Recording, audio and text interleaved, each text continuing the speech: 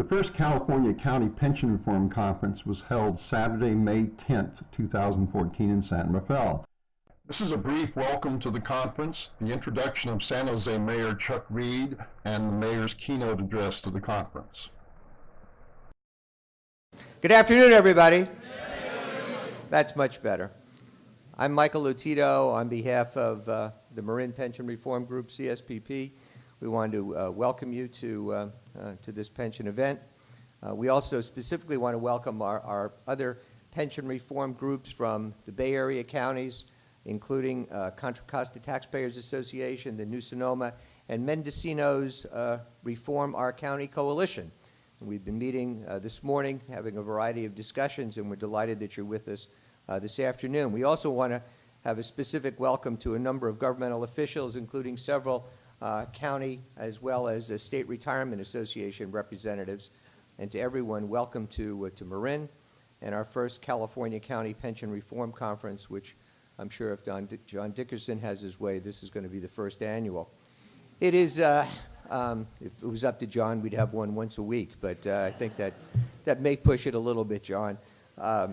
It's my very high honor to introduce to you our keynote speaker for today, Mayor Chuck Reed of San Jose. He was elected mayor of San Jose in 2006 and then re-elected in 2010 with 77% of the vote. In 2012, nearly 70% of San Jose voters passed an historic pension reform plan sponsored by Mayor Reed. In thinking about an appropriate way to describe him to you, I was struck by two items that I read in last week's Wall Street Journal. The first was a quote by our governor, who said in connection with the Toyota departure that California has a few problems. We have lots of little burdens and regulations and taxes, but smart people figure out how to make it. With respect, Governor, San Jose, San Diego, Vallejo, Stockton, and San Bernardino might take issue with your quote-unquote little burdens comment. And indeed, we're here today because we know that the burdens that are being imposed on us and on this great state, due in part to pension liabilities, is threatening our very way of life. But fortunately, we do have smart people who are figuring out how to make it work, and Chuck Reed is one of them. That was the second article I read in the Journal. It was by Peggy Noonan, and she talked about the qualities of a leader, and she said that there were three primary components to the definition. First, she said a leader stands for something. Mayor Reed does so. He believes in fiscal responsibility, implemented with care, compassion, and courage. Second, Ms. Noonan said that a leader has to suffer for what he or she believes in. The accusations thrown at the mayor by opponents must hurt, especially when you know them to be untrue, misguided, and articulated not for the truth of the matter asserted, but rather for political gain. And third, she said, you have to be brave. You have to stand by your beliefs as long as you know that they're right. And the mayor did so in challenging the biased and wholly unjustified description of his ballot initiative issued by the Attorney General, and he has not permitted that setback to stop him from speaking the truth. Ladies and gentlemen, let's give a warm welcome to Mayor Chuck Reed of San Jose. It's great to see a crowd, and it's great to see so many people that have soldiered on the retirement pension reform issue, because I know how difficult it can be when you feel like you're a voice in the wilderness. So I appreciate everybody coming out and a chance to speak. In June of 2012, the San Jose voters approved a pension reform ballot measure, and the same day San Diego voters approved a pension reform ballot measure. And for some reason, it hit the right spot at the right time, because it set off national and international attention for what we were doing in San Jose, what we were doing in California. And it's been kind of an amazing thing as an experience. So I'm called upon often to try to explain the experience, why and how we did what we did in San Jose, because there are many other mayors in many other cities who'd like to be able to do what we did. So I'm going to try to explain what we did, where we're headed, and what else needs to be done in the state of California. So to understand San Jose's experience, I got to tell you a little bit about San Jose. As the mayor, my number one job, well, maybe not my number one job, but one of my jobs is to brag about my city at every chance possible. So here's a great chance to brag about my city as I explain it. We're the 10th largest city in the country, 3rd largest in California, capital of Silicon Valley, innovation center of the world. We have bond ratings, generally AA1, AA+, for our general obligation bonds. Over the last couple of years, the San Jose metropolitan area has been number one in the country in the rate of job growth, job creation. We've led the state and we've led the country out of recession. We have 2 retirement plans. They're independent. The council appoints the board members, and then they're on their own to do whatever they believe needs to be done in terms of administering the plans. One of those plans, the Federated/Miscellaneous Employee Plan, has earned in excess of 7.5% since its inception. The other plan, our Police and Fire Plan, has earned in excess of 8% since its inception. I'm a Democrat. Most of my council members are Democrats. We usually only allow 1 Republican on the council at a time, but today we have 2 out of 10 council members. We're a Democrat city and a Democrat state, a very deep blue state.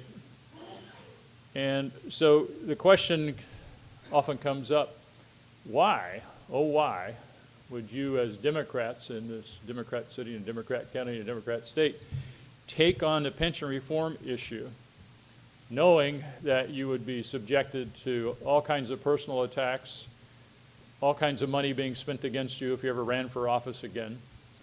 And the simplest way to explain it is that the alternatives were worse. Now, sometimes it's easier to do the right thing when you have no choice. I'm not saying that we had no choice in the circumstances, but the alternatives choices were worse than taking on this fight. So with a 6-5 vote, myself, 4 Democrats and a Republican, we put the ballot measure in front of the city because we wanted to avoid service delivery insolvency. You can read about service delivery insolvency in the Detroit bankruptcy case and San Bernardino bankruptcy case, and that's kind of that state of affairs when you have enough money to pay your bills, you just can't afford to provide services to your people. It's that state of affairs that you realize you were in before you went into bankruptcy. And we wanted to avoid that because we were facing that. We had 10 years in San Jose of cutting the budget, or cutting services to balance the budget. And I've got some slides here I'll use, not many, but a few that illustrate this. Picture's worth 1,000 words. It'll save me a lot of words and speed things along. If I can get the first slide up. So in explaining what happened in San Jose, this is my 1-page explanation. Those of you who've been in business, ever had to meet a payroll, this doesn't need a lot of explanation. Because, you know, if your costs are going up more than your revenues, you're in trouble. And the only question is, how long will it be before you're in deep trouble? So we had a decade there. Revenues going up a little bit, 19%, nothing to brag about. But still, revenues are going up. But costs are going up dramatically more, 85%. Huge increases in costs. And as a result, because we're local government and we have to balance our budget with real dollars, affecting real people and real programs. We're not the state government. We can't do it with smoke and mirrors and optimistic scenarios and rosy assumptions. And we're not the federal government. We don't have a printing press. We have to do it with real dollars. And so we did that by cutting our workforce, as you can see, by 28%. 2,000 people we took out of our workforce. We went from 7,400 down to 5,400. Huge decrease in our workforce. We cut services to balance the budget for a decade. Next slide. The largest single factor in cost increases during that decade, retirement costs. You can see it went from 73 million to 245 million. I'm sad to say it's higher than that today, and it's going to be higher yet again in the next fiscal year. But in that decade of making the decision to take on the fight, this is what we had experienced. It's a pretty big increase, and those, again, are real dollars. Those are not projections, those are guesstimates, those are real dollars that we paid right out of the taxpayers' pockets. Next slide, please. I don't think anybody's going to argue that public safety isn't a core service for a local government. I haven't found anybody yet that wants to argue that. Police departments, unless the fire chief is here, the police department's the most important department in the city. If the fire chief's here, it's one of the most important departments. But certainly police department and public safety are core. So during this decade of having difficulty balancing a budget, we actually increased the budget for the police department a lot, nearly $100 million. And yet we ended up with less police officers at the end of the decade than we had at the beginning, because the costs were unrelenting, cost increases were huge, and it came right out of our ability to provide services to our people. Next slide. Now, just in case you think San Jose is an outlier, and I've certainly had that charge leveled, San Jose is at the leading edge. We might be at the bleeding edge, but we're not an outlier when it comes to these skyrocketing cost increases. And these are not my numbers. These are the numbers collected by the Comptroller of the State of California from the official reports filed by our retirement plans. And that's an aggregate in the state of California of all of the taxpayer contributions for pension plans, not for health care, but for pension plans. And those of you who know the numbers know that this rate of growth is true whether it was for cities or for counties or the state itself or everybody. The rate of growth was actually higher than that suffered by the city of San Jose. And of course, you can't talk about this without reflecting back on the Senate Bill 400, 1999, when CalPERS said that you could greatly improve the retirement benefits for California employees, retroactively applying those benefits, and it could be done without it costing a dime of additional taxpayer money. And I guess, that was technically correct. It did not cost an additional dime. It cost additional billions of dollars. So we went from $3 billion to $17 billion in a decade there. That's a lot of dimes. And of course, CalPERS has delivered the bad news to its agencies that their contributions are going to go up by 50% over the next half dozen years. You all know about CalSTRS. All they need is somewhere between $4 and $5 billion annually to pay off their unfunded liability over 30 years. And the governor in his budget pegged the unfunded liability at $218 billion. And of course, those are all based on the optimistic scenario that the funds are going to return investment returns of 7.5% per year, per year, per year, per year, per year, as far as the eye can see. So those are their numbers, their assumptions. It's an optimistic scenario, but so it could be worse. But this is bad enough. I want to talk a little bit about what we learned in San Jose, being out there on the leading edge and trying to work through this at a policy level and as well as a political level. The first, we had two equally important objectives, and I think these are objectives that most pension reform efforts have to do. The first is to make sure the employees and retirees get paid what they've earned. The second is to make sure that the residents and taxpayers get the benefits of their taxes and get the services that they deserve. Now, either one of those, the path would be pretty straightforward. But when you try to do both at the same time, it makes it much more complicated and much more difficult. And the central problem in all of this, the one lesson I learned, and this was a really hard lesson for me to learn not being an actuary, retirement benefits are too expensive. The government cannot afford the retirement benefits that we're locked into, and the employees cannot afford the retirement benefits that we're locked into. And the assumptions you make, the projections you make, don't change the cost of the benefits. The cost of the benefits are the cost of the benefits. When somebody retires, you've got to pay them, and you have to pay them in real dollars. And it doesn't matter whether or not you had assumed you'd have more money or you had assumed life expectancy that's changed. The benefits cost what the benefits cost. And no amount of assumption changes or actuarial magic will make the costs go away or do anything about the cost. Now, trust me, I was happy when you could just make a few actuarial changes and the problem goes away. You know, okay, great, problem solved. No, the problem isn't solved when you make actuarial assumption changes. It just shifts it. You can shift it around, but you cannot solve the problem with changes in assumptions. And for significant reductions in the cost, you have to deal with current employees.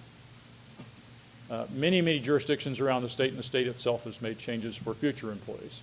We made changes for future employees in San Jose. Lots of others have as well. And I think those are important. They're significant. But they will not solve your problem of the skyrocketing unfunded liabilities, because the unfunded liabilities have already been incurred and accrued.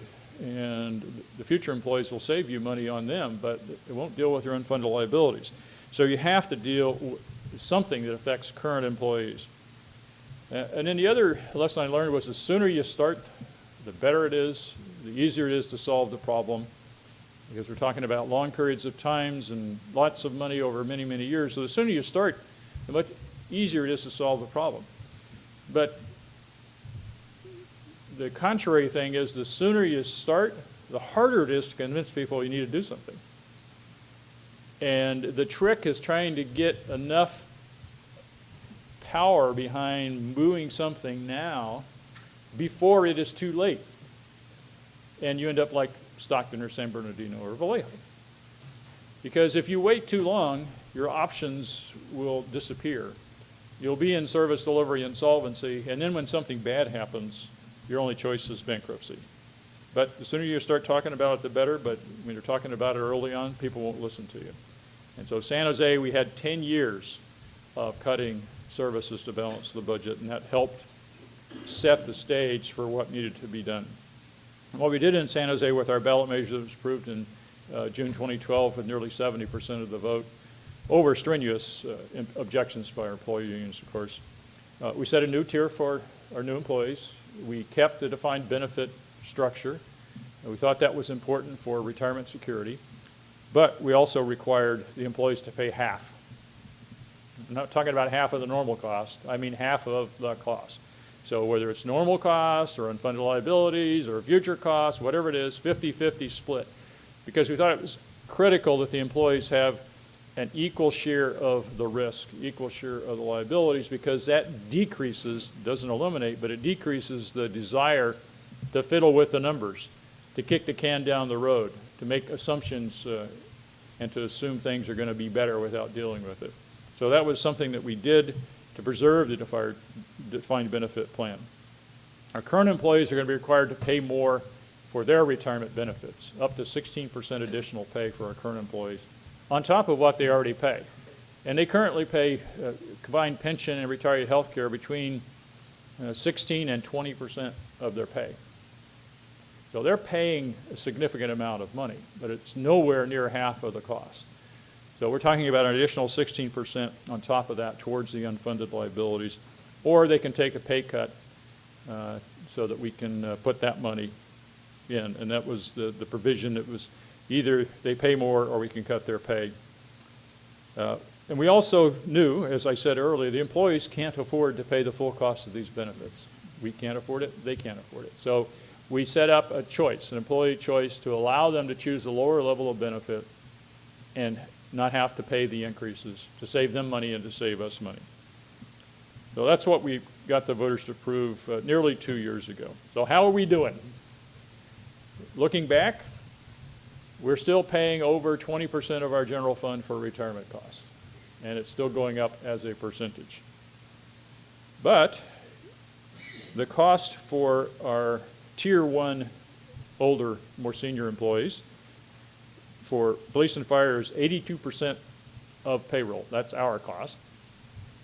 For our second tier new employees, it's 22% of payroll, which, wow, 22% sounds like a really good deal when it was 82%. So it's still a lot of money, but it's a huge savings over the Tier 1. And for our federated employees, the current cost is 71% of payroll. That's the city's cost, and 21% the cost for the the second-tier new employees. So that's a significant number. We are saving with what we implemented out of our Measure B reforms. Measure B was the ballot measure. This year in excess of $25 million, next year in excess of $30 million coming out of it. And we've not fully implemented it because this is California. Nothing important happens without litigation. So our employee unions filed 7 Superior Court actions. We just recently got the judgment in the trial court upholding 12 of our 15 provisions and knocking down 3 of them. And now we're off to the Court of Appeal. The unions have filed appeals. We'll be filing our notice of appeal to get it into the Court of Appeals to decide those issues. But we're already saving money. We have basically a flat fiscal situation. Not great, but I tell you what, a little bit of flat feels a lot better than 10 years of down. And so we're able to begin to modestly restore services, and we're restoring some of the pay cuts that our employees took. And so we're already saving money with what we've done. There's more that needs to be done. We have a problem with the federal government because the IRS has refused to offer private letter rulings on giving the employees a choice. It creates a problem with the tax treatment of the plans, and you have to get some confidence that you've done it right. You try to get a private letter ruling out of the IRS. They haven't done so since 2006. The national unions are standing in the way of the IRS issuing private letter rulings because they don't want to give they think if you give employees a choice, they'll make a bad one. And so we're still struggling to implement the employee choice provisions, and we're litigating provisions as well. And why do we have to do all this? Well, of course, this is California, and we have the so-called California Rule on Vested Rights. And it was used to challenge everything we did in our ballot measure. It's been used to challenge what the state did with the PEPRA Act a couple of years ago, Contra Costa County. It's being used to challenge the state over eliminating spiking. The argument is that even though it's been illegal since 1937, they've been doing it, and so it's a vested right to spike their pay in the last year. In the trial court, the state won on that. Of course, that's off to the Court of Appeals as well.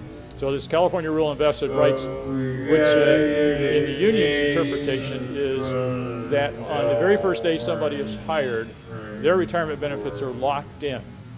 Now, it's not really locked in because it's a ratchet. It can go up. It can never go down. They're locked in for, really, it's a 70-year deal or 80-year deal. That's how long it is. Locked in for a very long period of time. And you can't change anything unless you negotiate something of equal value. And so we have seen some negotiated deals around the state. The unions talk about the hundreds of negotiated deals. Most of those negotiations involve changes for new employees. Some have involved changes for current employees, but typically it is along the lines of the employees will pay an extra 2% of their share of the cost, but the employer has to give them a pay raise of 2%. Those kinds of deals. So the vested rights rule is a powerful one in terms of blocking pension reform, and it needs to be changed. 2 ways to change it. The first is, this is a rule created by the courts, so the courts have the capacity to change it. It's not written in stone, it's not written in the Constitution. It comes out of court cases. So getting a case back in front of the California Supreme Court is an important step. We hope that the San Jose case will be up there in another 18 months to 2 years, probably about the same time as the cases coming out of Contra Costa County and the other cases coming out of the state's retirement reforms should be in front of the court. So we'll have a series of cases in front of the California Supreme Court that will allow them to correct whatever misinterpretation of their prior decisions or to go in a different way, or to say everything is fine, don't worry about it, which of course is a very common refrain when you're bringing this up with people. But we've got to get a case in front of the California Supreme Court. And then there's the possibility of changing the Constitution. And I, along with 4 other mayors around the state, filed an effort to run a ballot initiative to change the California Constitution that would change it in a relatively modest way without telling you what you need to do, but empowering you at the local government and the state government as well to provide everybody with clear authority to deal with these skyrocketing costs by allowing changes to pension and retiree health care benefits, but saying that in future years, future service, in future contracts, these benefits are negotiable just like wages are in future contracts. That's sort of the simple version of the initiative. There's other provisions in it as well, but the basic concept is local government should be empowered to solve its problems in the way that the local government deems necessary. And if the local government doesn't have a problem, you don't have to do anything. Even if you have a problem, you don't have to do anything, because it is not something the state would prescribe or dictate. We took that approach because this is a group of 5 mayors. Myself, Tom Tate from Anaheim, the sole Republican, Bill Camp from Pacific Grove, Pat Morris from San Bernardino, and Vice Mayor Stephanie Gomes from Vallejo. And so we as mayors don't like the state telling us what to do. We want to be empowered and authorized, but we don't want the state to dictate the retirement age or the accrual rate or any of the other variables. And so we take it from the point of view of mayors. Politically, on this initiative, we also thought that it needed to be something that Democrats would lead. Democrats helped get us in this mess. Democrats need to help get us out of this mess. So we have a bipartisan approach, but we Democrats, I think, have to take a strong lead on it. And so we've structured it, and that's one of the reasons why it doesn't dictate some things. There are lots of ways you could solve the problems by dictating the solution, but we wanted to make sure that Democrats could lead, Democrats could do it, and so we're not dictating the outcome. And local government will do whatever local government needs to do to solve the problems once they've been given the power. Another element in the ballot measure that has some people concerned is if the local government fails to act at a legislative level, the people should be empowered to act. Just as we did in San Jose, we went to the voters and we made the changes necessary to protect our city, to provide the services, to keep us out of insolvency. Every local jurisdiction ought to have the ability to go to the voters. If the elected officials fail to act, can't act, won't act, the voters should have ultimately the say, because ultimately the voters are the taxpayers and they're the ones who have to foot the bill. So there is a provision in there that allows that to be done by ballot measure at the local level. One of the interesting things about this initiative is all means all. It covers all employees in the state of California. We didn't try to carve out the judges. We didn't try to carve out the police officers. Everybody's in, and we're all in this together. The problems are statewide, and we thought that everybody should be in it, and it does. So it covers all government agencies. It protects what people have earned. Back to that concept I said in the beginning. If people have earned a benefit, they should be paid the benefit. And the good thing is we are early enough in dealing with our problem that we can do it without affecting the benefits that people have earned. If you wait too long, you run out of options. And if you look at what happened in San Bernardino, Vallejo, and Stockton, when you run out of options, you end up having to cut benefits that people are already earning. If you go the route of Detroit, you have to cut benefits of people who are already retired. And we didn't want to do that. We don't think that's the right way to go. But you have to act early. If you wait too long, then your only choice is to cut the benefits of people that have already earned them. Thank you for inviting me in here today.